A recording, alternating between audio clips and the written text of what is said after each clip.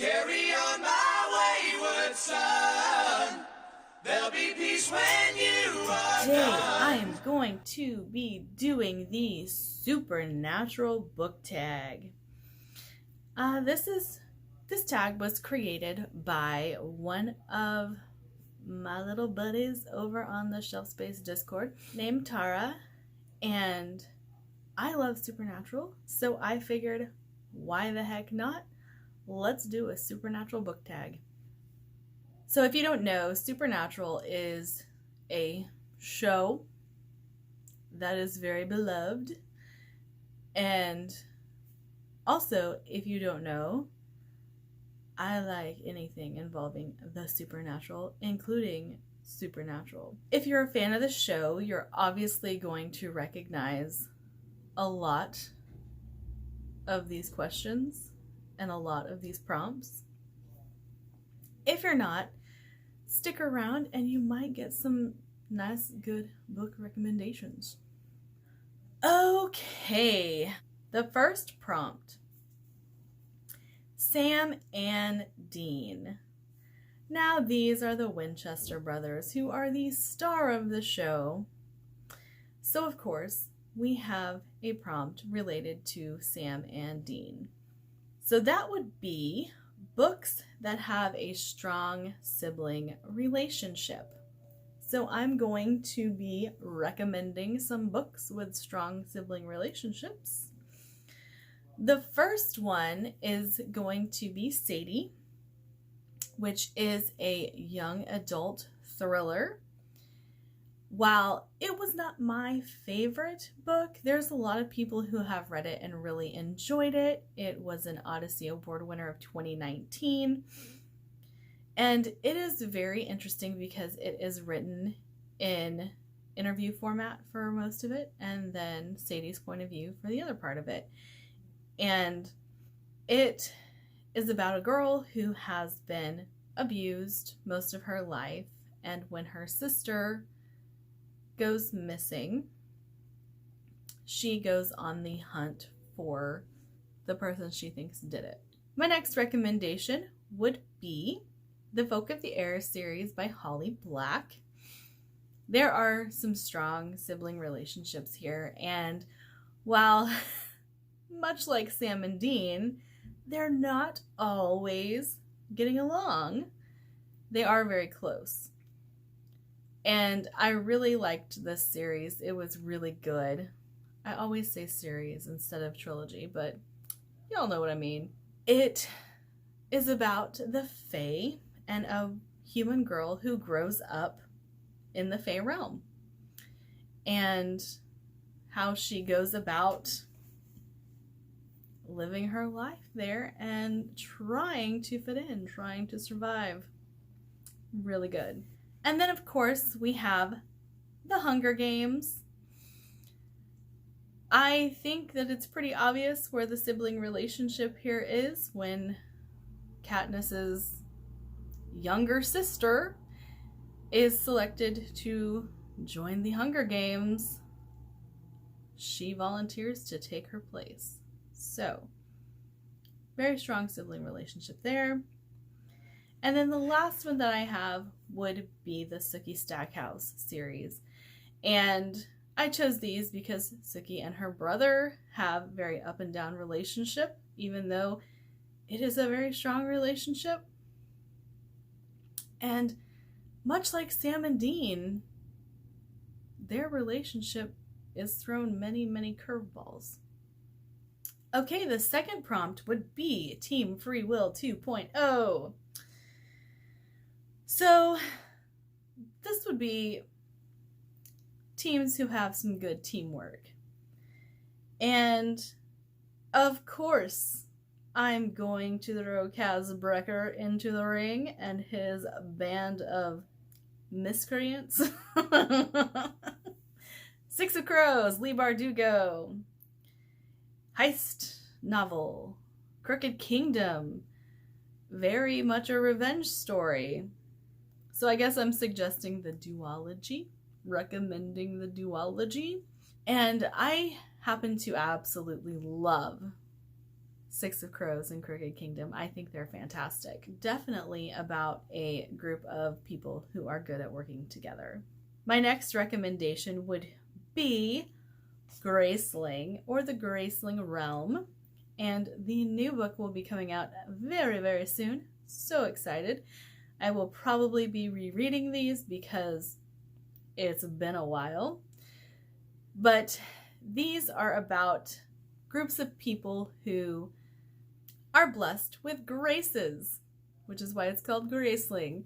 So different kinds of mystical magical powers, different kinds of physical powers, and it's a young adult fantasy series, which is actually really good.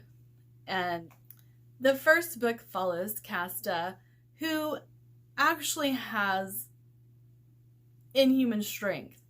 And because of her inhuman strength, she is used as a thug instead of the noble that she should be. And it's very, very interesting how her story plays out. So if it sounds good to you, I definitely recommend checking it out.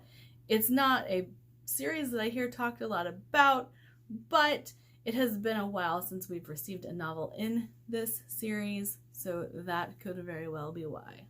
And of course, if we are talking about teams that are great at working together, you have to include the Mistborn trilogy. I feel like everybody knows what Mistborn is about, but if you don't, it is by Brandon Sanderson. It is very much a, if the Dark Lord won, what would the world look like?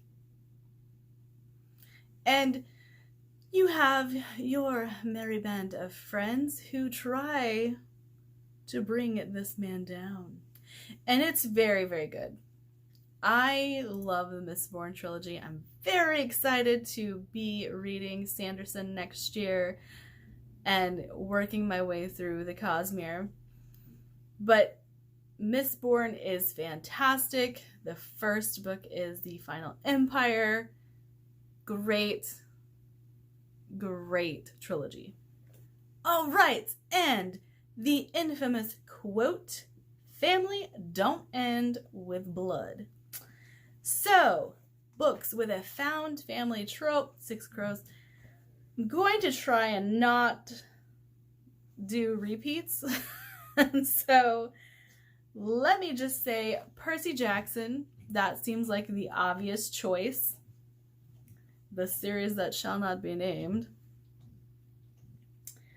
Lunar Chronicles is a great found family series. And I'm going to throw this out there as a found family series that I enjoy, but the Georgia Kincaid series. And don't let the titles fool you. This is not all about what you think it's all about. Very good found family in this series. Okay, we have Jody Mills. She is the mother that the boys never had. Because if you watch Supernatural, you know. And I have to throw this out there. Twilight. Twilight has one of the best mothers I've read. Now, I'm going to include this trilogy because I've heard very good things about like Mama Bear aspects of this trilogy. Queen of Blood, Sarah Beth Durst. I haven't read it myself, but I have heard very good things about the Mama Bear qualities of certain characters in this series. Trilogy. I will one day I'll get this right. And then Women of the Other World. These books are about women. They're eventually gonna have babies. Just throwing that out there. And you know, they might adopt a child. You never know. But again, yes, very good mom qualities come out in this series. All right, and Bobby Singer, the father figure. You know, it's really hard for me to think of a father figure or a good father figure in fiction. And I was really racking my brain to come up with father figure people to put in here. And I actually went more with mentors. So I'm going to say Lord of the Rings and Gandalf. It seems like the easy choice, right? Mentor, Gandalf. Yeah. We're going with it. And then I'm also going to say Game of Thrones. I know, insane, right? That sounds like a very dumb choice for father figure. But let's not forget Ned Stark. Okay, and a shout out to Cass.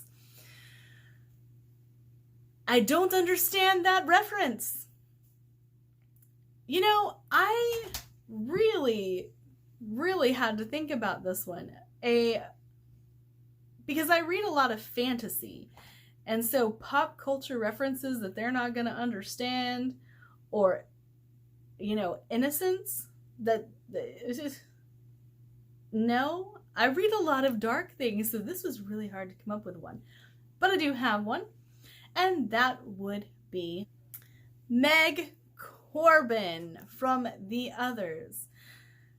The first book in the series is written in red, and she is a Cassandra Sanguine, which means that she is a blood prophet.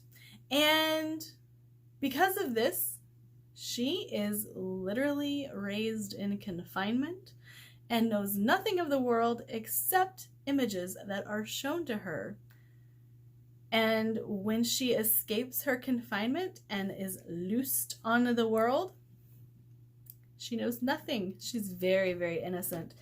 And I really enjoy her character because even though she's very innocent, you don't see her as childlike.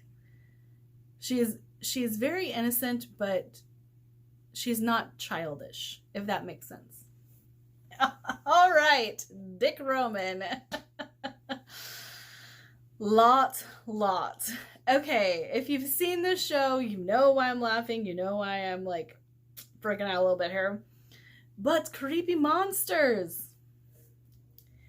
I don't actually read a lot of books with creepy monsters in them.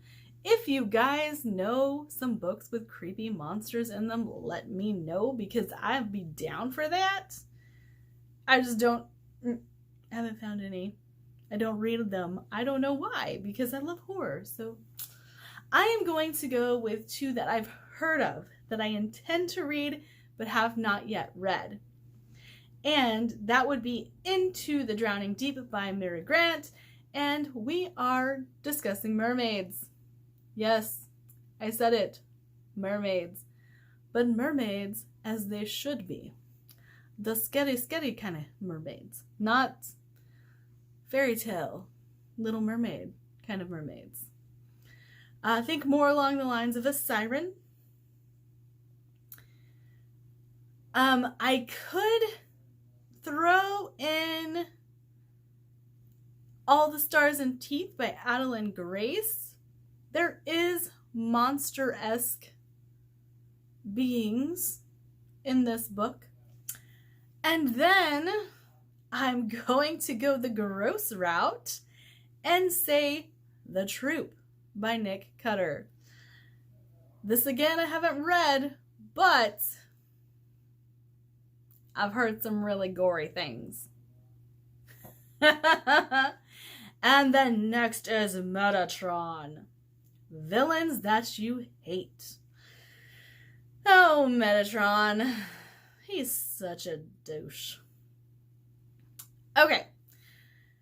it really took me a while to come up with villains that I actually hate, because I'm one of those that kind of can sympathize with the villain most of the time. And the series that shall not be named, we'll just throw that out there. And seriously, the only one I can think of would be Annie Wilkes. Is that right? Is that how you say her name? Misery. Creepo. That's a villain that I kind of hate. No, she's just that's all I can say. Don't be that person. Don't be that person. If you read Misery, you know what I'm talking about. Don't be that person. Crowley. Villains that you love to hate, or in my case, just love. I'm going to do a banner villain here. Are you guys ready? Loki. Yes, I said it. Loki. There are so many books that have him as the villain, or, you know, the anti-hero, and I adore Loki. You can't convince me that he's actually evil.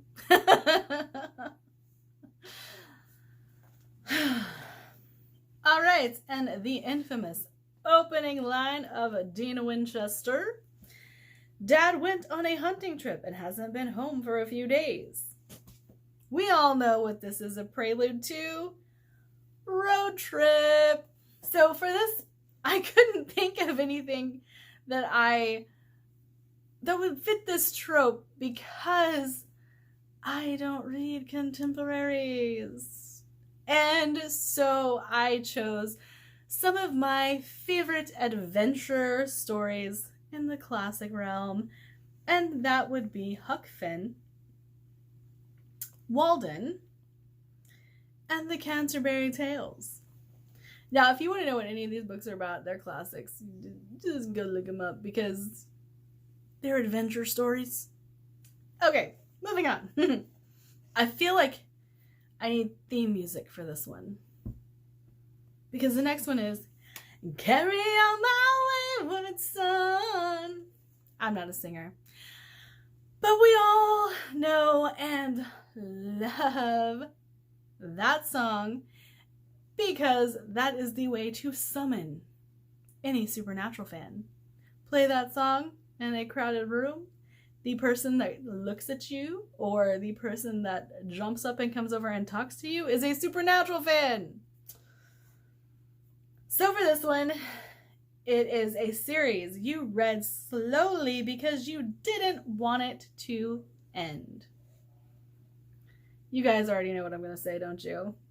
I feel like you know what I'm going to say. The Draconis Memoria trilogy by Anthony Ryan.